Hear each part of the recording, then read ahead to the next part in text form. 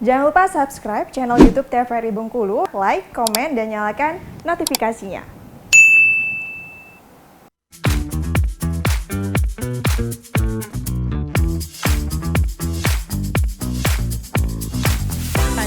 Red Bengkulu.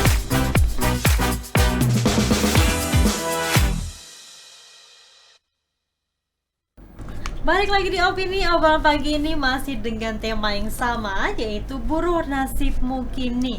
Tadi kita sudah bahas ya terkait dengan Undang-Undang Ciptaker yang sudah disahkan, dan ternyata banyak sekali problematika dari buruh ya hingga saat ini. Ada yang sudah menerima dan ada juga yang belum ya Bang ya, belum menerima. Nah terkait dengan tadi ada beberapa poin yang memang masih menjadi problematika ya Bang ya, mulai dari UMP, UMK, kesejahteraan sosial mereka, dan juga kesejahteraan dari kesehatan mereka ya Bang ya. Itu boleh kita bahas satu Bang. Ya karena apa? Ada di kalau jaminan sosial kayak gitu kan, tentang pertama ketenaga kerjaan, kemudian kesehatan. Ada beberapa tempat kerja atau perusahaan yang belum memberikan jaminan untuk itu memang. Konsep kayak ketenaga kerjaan itu kan iurannya ditanggung bersama antara perusahaan dengan pekerja yang bersangkutan. Kalau perusahaan BOM-nya keluarkan 5-6%, pekerja keluarkan 3-4% kayak gitu.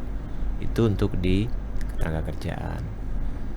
Kalau di kesehatan sifatnya ditanggung oleh perusahaan kayak gitu kan, atau di luarnya lebih banyak mandiri kan.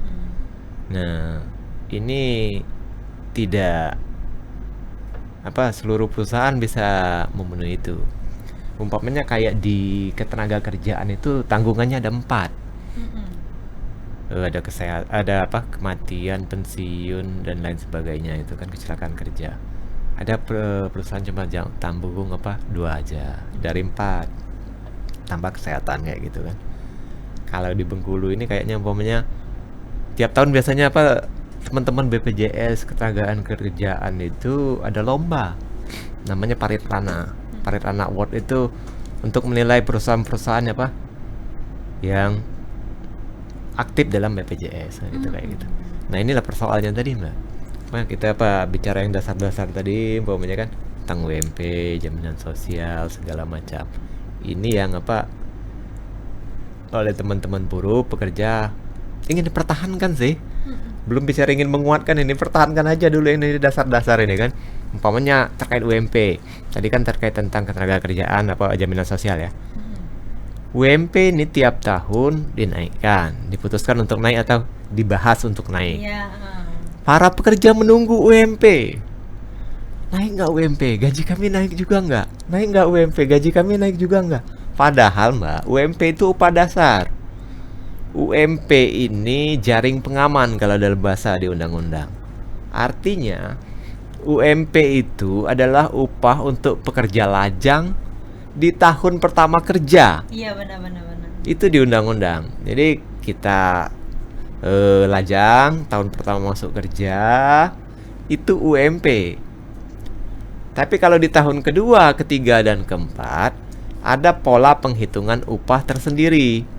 Yang oleh pemerintah sudah dikasih garis besarnya, dan di perusahaan-perusahaan besar sudah punya penghitungan pola tersendiri, atau di lembaga badan pemerintah punya penghitungan tentang penggajian tersendiri kan, atau bisa dicontoh untuk sampel-sampel di luar negeri segala macam. Tapi pemerintah udah tetapkanlah contohnya.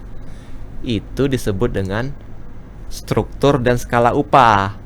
Di sana dihitung tentang pendidikannya, latar belakangnya, pengalaman pekerjaannya, skillnya, ada kriterianya juga masa kerjanya, tanggung jawab kerjanya. Ini yang membedakan gaji. Kemudian pendidikan tambahan dan seterusnya. Kalian khusus umpamanya bahasa asing segala macam. Ini membedakan gaji. Kalau sederhana kita lihat tanggung jawabnya apa sih? Manajer beda dengan ini segala macam kan. Tapi kan kita belum ke situ. Kita ini masih bicara bertahun-tahun kerja, sudah 6-7 tahun. Tapi nggak juga diangkat sebagai pegawai tetap ya gitu ya. Kadang belum ada kekhawatiran belum diangkat tentang pegawai tetap, ada kekhawatiran gaji masih nempel UMP. Sudah 7 tahun Mbak, tapi masih nempel UMP nih loh. Ini yang baru masuk UMP Bengkulu sekarang 24 ya. Oke, Iya. dia dibayar 24. Kita yang sudah 7 tahun kan, Sama aja. cuma selisihnya 300.000 atau berapa kan. Ketika UMP naik 50.000 umpamanya kan, 24 sekian, yang tahun baru masuk 24 setengah kan. Yang kita cuma tambah 50.000 juga. Itu yang apa? Kurang pas. Karena 7 tahun itu hitungannya sudah berbeda. Atau lagi lebih mengkhawatirkan, ya dari masa ke masa ya UMP itulah upahnya. Baik yang baru masuk ataupun yang sudah lama. Gitu. Dan ini terkait dengan UMP dan juga UMK tadi ya Bang. Iya. Dan memang masih diusulkan juga sampai dengan saat ini Bang, terkait dengan keresahan tersebut. Ya tetap harus, karena ini jaring tadi kan, jaring pengaman. Kita mengkhawatirkan Ciptaker tadi karena Ciptaker membuat formula yang berbeda dalam menghitung UMP. Pemerintah bicaranya tentang kestabilan pengupahan.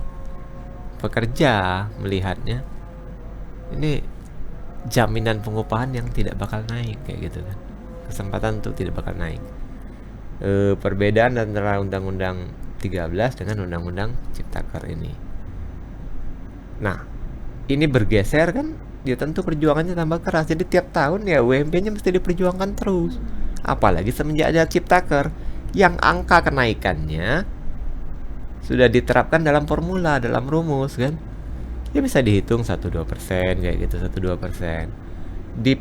Di cara yang lama, di undang-undang yang lama, kenaikan UMP itu hasil perundingan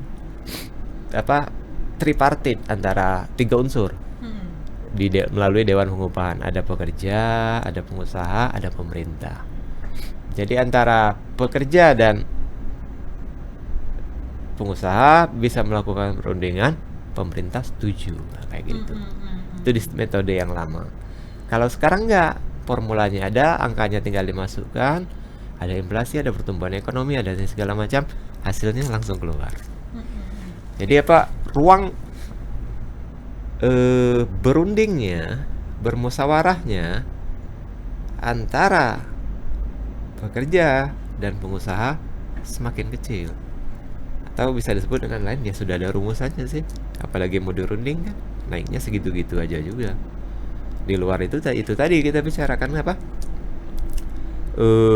sudah dapat UMP ya segitu-gitu juga, belum naik-naik juga nih kan. Tadi kita butuh faktor pengembangan dalam sistem pengupahan itu tadi kan. Butuh struktur dan skala upahnya segala macam, itu ada bahasa undang-undangnya. Gitu kurang lebih. Berarti kan setiap instansi itu kan juga berbeda-beda ya Bang ya. Ada memang jaminan sosialnya juga disejahterakan bagi seluruh karyawannya. Ada yang tidak, tergantung dari memang peraturan dari setiap instansinya ya Bang. Yang kita perhatikan sih yang dasar diatur oleh undang-undang. Hak yang mesti dipenuhi. Ketika pekerja melakukan pekerjaan, perusahaan penuhi hak untuk yang menjadi hak pekerja. Nah, di luar itu memang sih ada sih perusahaan yang sudah naik level lah kata. Levelnya sudah bagus, mereka punya hitungan sendiri, udah nggak masalah lagi tentang yang dasar-dasar ini tadi. Mereka sudah meningkat ke bagaimana membuat pekerjaannya menjadi nyaman, sejahtera dan lain sebagainya kayak gitu ya, sehingga betah berkontribusi besar terhadap perusahaan. Karena kan konsepnya memang bukan tuan dan buruh. Konsepnya dalam bekerja itu kan kerjasama memang antara pengusaha dan orang yang bekerja. Ada kerjasama yang dibangun bukan lagi hubungannya bukan konteks tuan dan buruh tadi. Memang ini sebuah kerjasama yang menguntungkan memang. Ketika perusahaan, orang punya usaha, punya pekerja, ya saling menguatkan lah kurang lebih kan, saling memberikan kontribusi terhadap perusahaan. Ketika kontribusinya bagus, ya hak yang mesti diterima oleh pekerjanya ya juga mesti bagus kan kayak gitu. Tapi nyatanya sekarang untuk kedua elemen tadi sudah berkolaborasi dengan baik kah antara tuan dan juga buruh ya? Ya kalau yang normal ya sudah berjalan lah ya.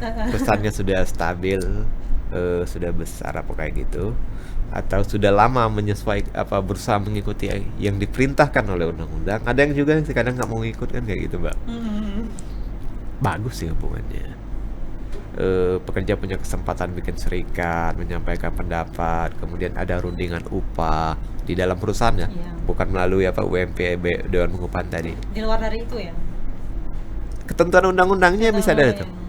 Ada penetapan melalui UMP Dewan Pengupahan yang diatur pemerintah. Di luar itu perusahaan dan pekerjaannya bisa melakukan rundingan sendiri untuk bicara tentang Tergantung kesepakatan kesejahteraan ya. Ini dasar ya, dasarnya Iya. UMP. Mereka bicara di atasnya kayak gitu lah. Iya, Itulah iya. kurang lebih.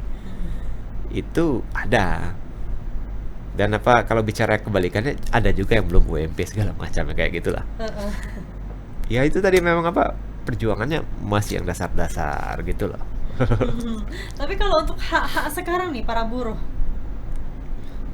apa saja Bang? Kalau dibedakan ya dari undang-undang yang sekarang dan juga di nomor 13 tahun lalu.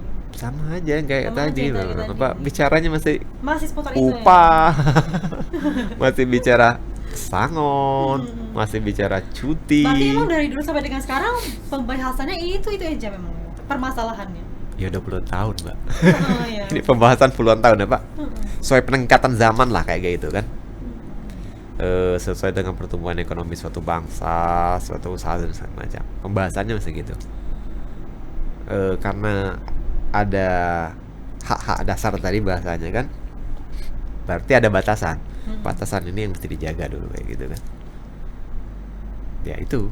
Kemudian setelah bagus baru lewati batasan. Iya. Artinya kalau kayak UMP tadi kan itu tadi memang pekerja lajang tahun pertama. Kalau Setelah sud- menikah? Kalau sudah tahun pertamanya lewat, sudah nggak pakai UMP lagi. Iya. Kalau sudah menikah, udah nggak pakai UMP lagi. Nah itulah kurang lebih kayak gitu. Tahun kedua kerja itu sudah nggak hitungannya UMP.